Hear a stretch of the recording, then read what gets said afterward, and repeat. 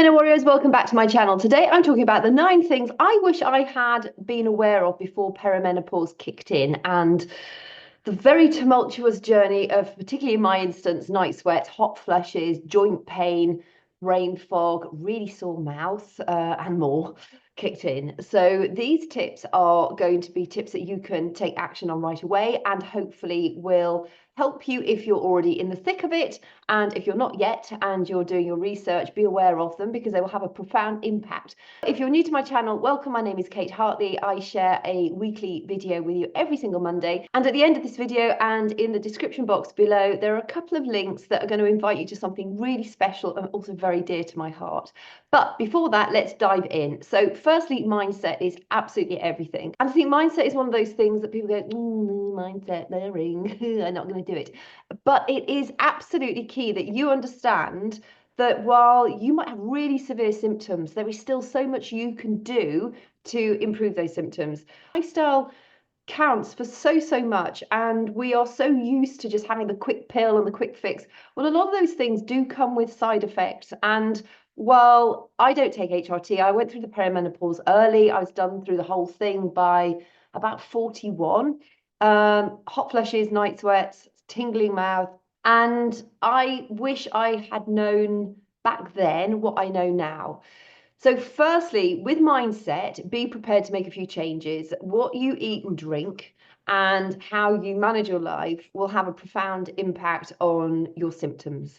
I recommend wholeheartedly that you track your food and drink for maybe 2 weeks, just to see what things set you off and what things don't. Things like joint pain, hot flushes, night sweats, irritability, that real sluggish feeling, and brain fog are all closely tied to what you eat and drink. So that when you can see the patterns that are occurring, you can then think, okay, well, I'm not going to have, for me, like if I have cheddar cheese on toast for lunch, I feel really dopey in the afternoon. It has a really soporific effect on me. So I don't have it for lunch very often, unless, it's maybe a rare treat and I haven't got to be super productive in the afternoon. I know that artificial sweeteners really give me like immediate joint pain. Caffeine used to, it no longer does. Spices can set off hot flushes. Sweets, sugary stuff can set off hot flushes. Various chemicals in the food that we eat, say like the emulsifiers, the artificial sweeteners, the hidden sugars, etc., those can have a profound impact. So I will be going a little bit more into food as we go through the tips, but I just wanted to sort of give you an overall view that there is so much that you can do to improve your journey through the menopause. Now, one of the most important ones is sleep. In my last, ironically, health and wellness career, it was really hammered into the vast majority of us. I mean, I'm a psychotherapist, so I know how important sleep is, but for the vast amount of people that joined, that work hard and sleep later, it's just a bunch of baloney. And a lot of those very high income earners who were working really hard are struggling with really serious inflammatory problems right now, and they've had to adjust their lifestyles to such a degree. And I honestly think it is due to the fact that they were just pushing themselves too hard. We're not robots. We need our sleep. It's vitally important. People always say, Maggie Thatcher, she managed on 4 hours a night. Well, Margaret Thatcher died of dementia. And there are so many studies now linking poor sleep to increased risks of dementia. So your sleep is vitally important. It's when the brain flushes itself out. It's when the body restores. It's when it repairs. It also has a really profound impact on your hunger hormone. So if you've slept badly for normally 2 to 3 days afterwards, you're going to have increased sugar cravings. So if you're trying to maintain a healthy weight, which can be more tricky as you're going through perimenopause and your hormones are all over the shop and your body's trying to think what the heck's going on, poor sleep is going to make that much more difficult for you. Also, when we sleep, the body heals completely, but gut health is such an integral part to your overall wellness. I would go so far as to say that gut health is, if you could focus on your gut health, it's probably the single most important thing you do, not just for your perimenopause and menopause symptoms, but for your longevity and your optimal wellness throughout the course of your life. And allowing yourself enough time to sleep well, which means sometimes you need to get bossy with yourself, is going to have a profound impact on your menopausal journey. If you want me to go into sleep in much more detail, I'd be more than happy to. Just drop a comment below. I'll dedicate an entire program to healthy sleeping habits. Next is hunger hormones and sugar cravings. So that sort of follows on from sleep, because When we sleep badly, it makes you more hungry, and also the hormones that signal to your body that you've eaten enough are fewer in number. So essentially, you think you're more hungry than you are, and you keep eating longer than you need to. You'll also find that after a bad night's sleep, you're going to have increased sugar cravings. So one of the ways to combat that is to front load your day with protein. I know that if I'm going to have like a late night, if I'm out at a meeting or I've got a call or something's going on like that, and I'm not going to be able to get to bed as early as I wanted to, I make sure to load up on protein early in the morning. You need to be eating more protein than you probably do in any case. Protein's really, really important. It's one of the building blocks of life. And as a menopausal woman, protein is really going to help anchor you into a healthy lifestyle, whether that's plant-based or animal-based. Animal-based proteins are absorbed more easily by the body, but if you're vegan, obviously plant is going to be how you're going to get your protein. So just make sure on both accounts, in actual fact, that you're eating a wide range of different types of protein, whether omnivorous or indeed vegan. Protein will help curb those sugar cravings. We all ought to be aiming for a sort of average healthy woman, and ideally your strength training. You want to be aiming for around about a gram of protein per pound of your ideal body weight. So if you want to weigh around about 140 pounds, you want to be aiming to eat around about 130 to 140 grams of protein a day. And that is tough to achieve. You really need to be ninja on it. That's protein at every single meal. And that also brings me on to the fact that you really ought to be strength training, more strength training than cardio. If you've been one of these people that absolutely adores cardio, as you go through perimenopause and beyond, because as our estrogen falls, our cortisol levels rise. Cortisol is one of our stress hormones. It has a catabolic effect on the body, so it breaks down the tissues. We are naturally fighting that as we go through the menopause. So what you don't want to be doing is putting your body through additional stress like the heavy duty cardio, the long distance endurance runs, etc., etc. Focus more on strength training. You want to be building up the muscle. You're not going to get bulky because, like I just mentioned, cortisol is higher as we go through perimenopause and menopause because of our estrogen falling. Cortisol has that breaking down effect on the body. As we get older, our muscles atrophy more quickly, which is why it's much more difficult to actually lay on lean muscle, as you get through as you get into your older years. So we really want to be working on keeping whatever muscle mass we have. And you can still build up muscle mass, but you're not going to get bulky. A, you have not got enough testosterone in your body in order to get really, really bulky. But B, you've got that catabolic effect happening. You have that muscle atrophy. Same reason why we're much more predisposed to osteoporosis, brittle bone disease, is down to cortisol again. It's nibbling away at our bone cells. Also, there is an impact on the cells, the osteoblasts that build bone and the osteoclasts that take away dead and damaged bone cells. But we have more osteoclasts, so the nibblers, than we do osteoblasts, the builders, as we go through the menopause. So again, you really need to be mindful of this. Same applies to the cartilage in your joints, etc. So strength training, that can be body weight. It can be using resistance loops or bands. It can be doing barbells. It can be dumbbells. Find something that works for you. I like to follow a program. For me, it's much more engaging. I'm not a great fan of the gym, but you have to find what works best for you and then stick to a routine. That brings me on to rest and recuperation, because you also really need time to rest, like sleep. Taking a couple of days off a week for your body to fully recover in between your strength training program, really important. And make sure that you're not doing like arms 3 days a week back to back. You want to be doing maybe upper body one day, lower body the next day, maybe front body the day after that, maybe back body the day after that. And you want to make sure you've got sufficient rest period in between those. If you're going through a really severe period of stress, it might be that you actually just need to back off everything for a week or two, just let it settle and then go back into it a bit more gradually while your body adjusts again. It's never too late to start, but just be mindful of keeping good form whenever you do start your strength training workouts. You also want to be aiming to eat protein and some carbs before you work out, and protein and some carbs after your workout. People say, oh no, I've heard, fasted workout is the way to go. If you really want to get into the science of this, follow Dr. Stacey Sims. She is brilliant. She knows exactly what she's talking about. She looks super fit. Follow people who look super fit. A lot of the sort of so-called wisdom, pearls of wisdom, have been generated for sedentary older men. That's not us.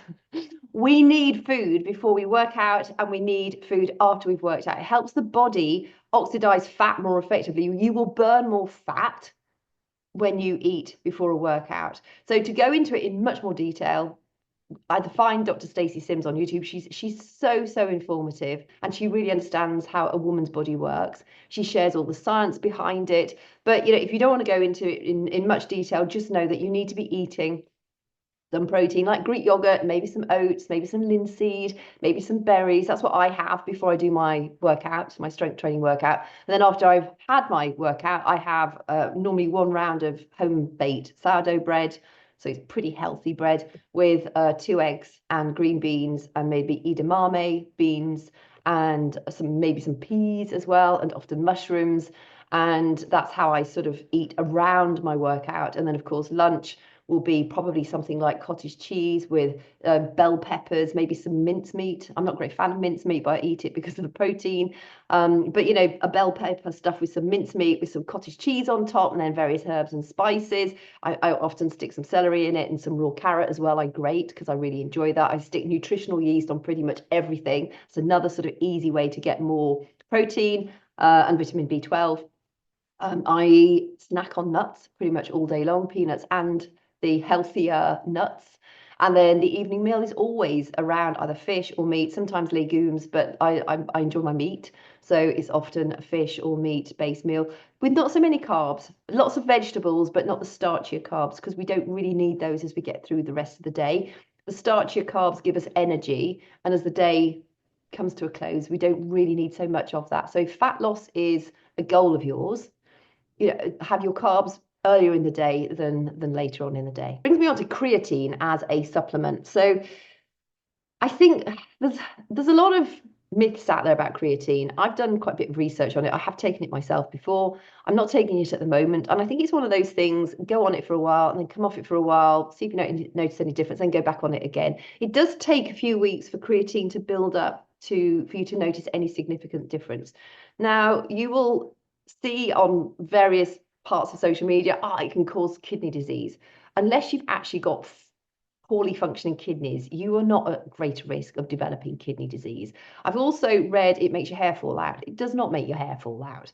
It significantly improves your cognition. So particularly if you struggle with brain fog, and this is what I noticed the most with creatine for me. I didn't notice much difference in my muscle tone. I know a lot of people take it for muscle tone and helping you to build lean muscle more easily.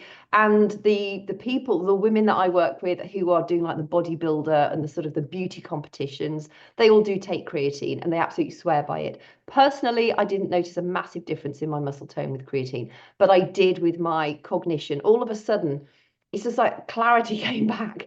And I've been taking creatine for about 6 weeks, and I just had clear thoughts, and I could, like back in the good old days when my brain functioned really, really well, I felt like I'd got that power back again.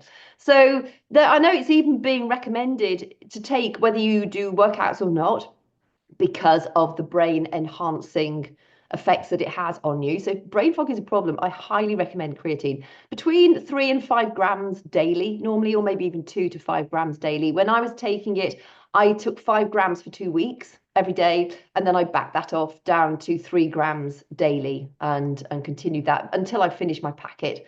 And then I just didn't get around to replacing it, and so I've had quite a bit of time off, but I am going to get back on it again. I really enjoyed the benefits of creatine. Next is know that it's all balance. Follow the 80-20 rule. You're not a robot. You don't have to do it perfectly. We all have good days. We'll have bad days. Sometimes shit hits the fan and you just want to let your hair down, and that's absolutely fine.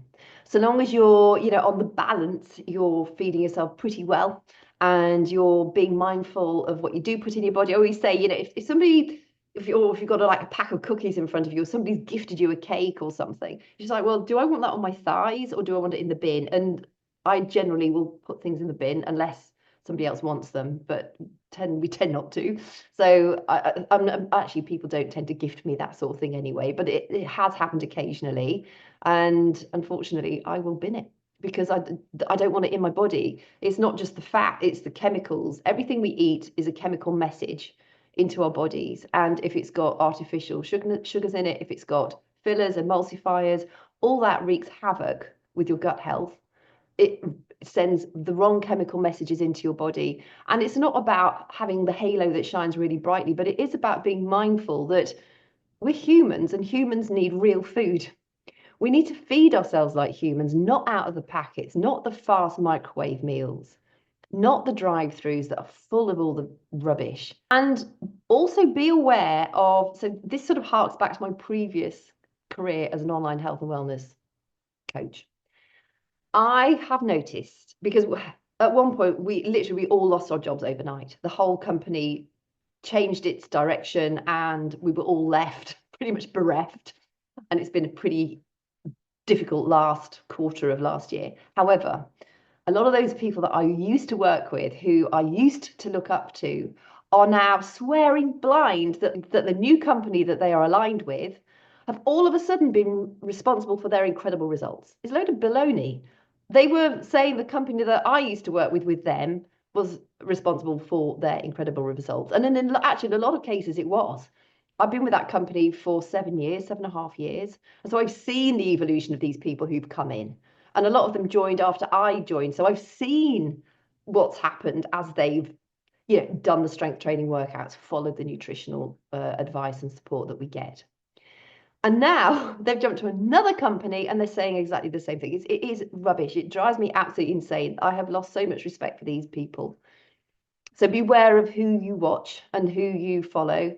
Again, if you're interested in women's health, Dr. Lisa Mosconi is one of my absolute favorites. Dr. Stacey Sims is one of my favorites. I love Dr. Berg. He talks about all sorts of things. They really know what they're talking about. And they're not trying to push their model or their products down your throat either. So just be really careful about who you follow and who you listen to. Know that fats, healthy fats, are really, really good for you. All of our sex hormones use cholesterol as the precursor for them. So you don't want to be going low fat when your sex hormones are declining and they're all over the shop. We need fat.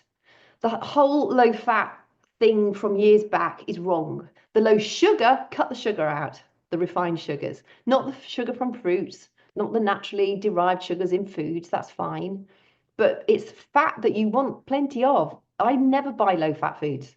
If there's low fat Greek yogurt in the supermarket and it's the only thing that's available, unflavored Greek yogurt, because the flavored is often full of sweeteners, I will buy the low fat variety because it's the only thing there. And then I come home and I will add olive oil to my daily yogurt serving. Another thing about olive oil, incidentally, is it's great for your gut health. The oleic acid in it is brilliant for helping you get over gut dysbiosis. And the reason I know so much about gut health is actually doing a deep dive on gut health this month in my private Facebook community. But it's also something I found out about as being a psychotherapist because of the link to gut health and mental health, probably about 18 years ago.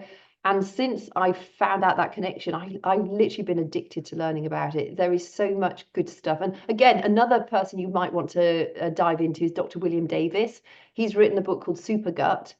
And I honestly think we should all either read it or listen to it. I've got the audio version, and I think the audio version is probably easier to manage. There are some tricky words in it, like the various bacteria names, but it is really well researched, and he gives you some really good strategies to help fix gut dysbiosis, SIBO, SIFO, what causes it, how to overcome it, and things to be aware of as well. So again, Dr. William Davis is another person who I would start following closely because he comes out with some really, really sound, scientifically proven advice. And when it's not fully proven yet, when it's still in sort of research stage, he's really open about that. There's no fluff. He's not hiding anything.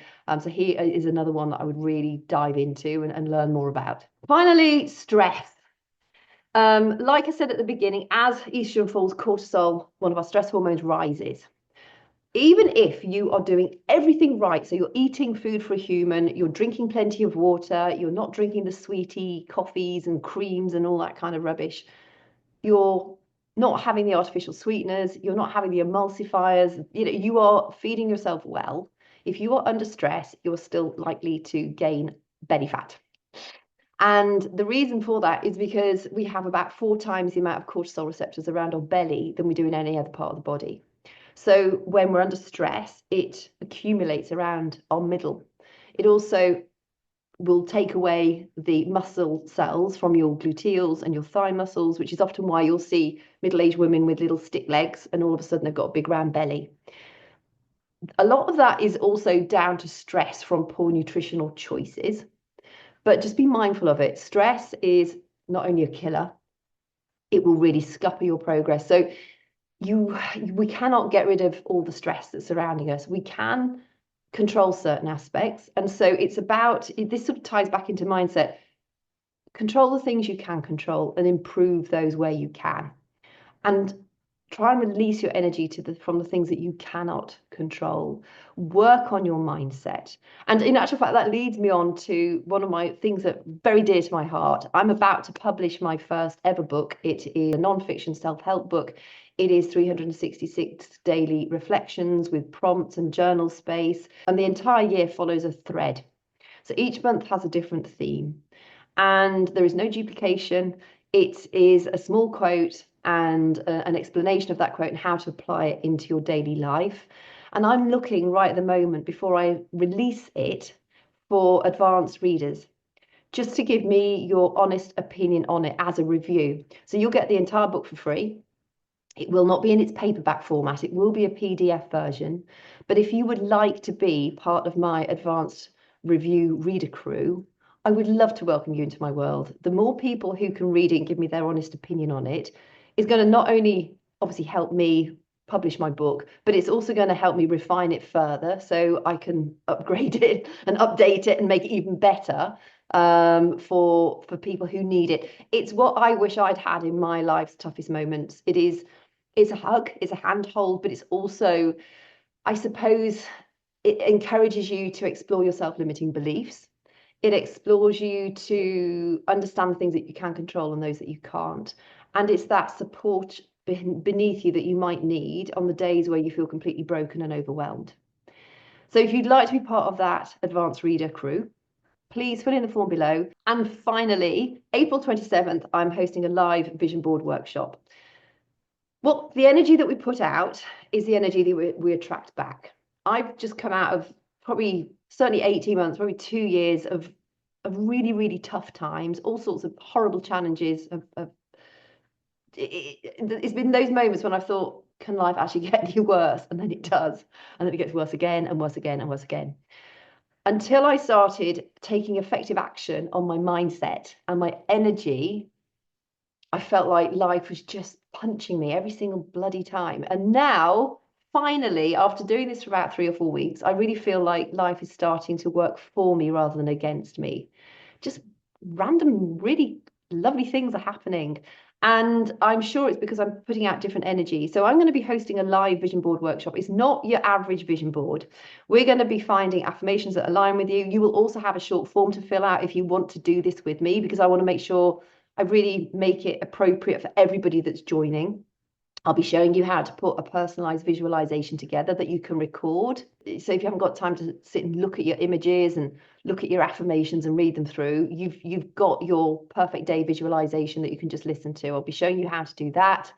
I will also, for those showing up live, I'll be sharing a free visualization prompt so that you can use that to listen to and actually put your own detailed audio visualization together. That's how I created my own. When I realized I needed to change my energy, it was just like, okay, how do I do that? I know I need affirmations. I made a really pretty vision board. And then I thought, okay, I need to have a way of, because you need to experience it deeply. And I needed to have a way that I almost read my own story daily, which I now listen to daily. But I've now made myself 2 versions of it. So I've got slightly different versions. And I normally listen to them 2 or 3 times throughout the course of the night. If I ever wake up, I put them back on. I listen to them when I go to bed. I listen to them before I get out of bed in the morning. So all the time, even on days where bad things happen, I've got this support. And it's what I want for you to have from that is this sense of light and warmth and positivity and hope that whatever the difficult moments that you're going through right now might be, this is going to help to give you that structure and just allow that glimmer inside to start to burn brighter. And it's amazing how that then has such a positive impact on how you show up. So there's quite a lot of stuff to take away today. Take a look at the description beneath this video. It's got the link if you want to be an advanced reader and get the entire Daily Renewal book for free in return for an honest review.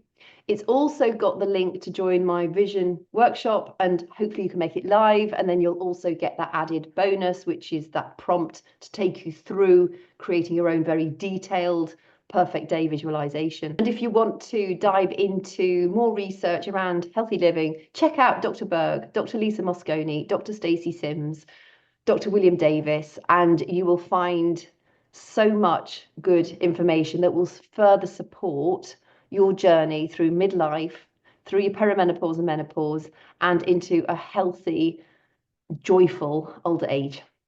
So thank you so much for your company today. And if you've got anything you want me to include in a future episode, just drop it in the comments below, and I will look forward to chatting with you again soon.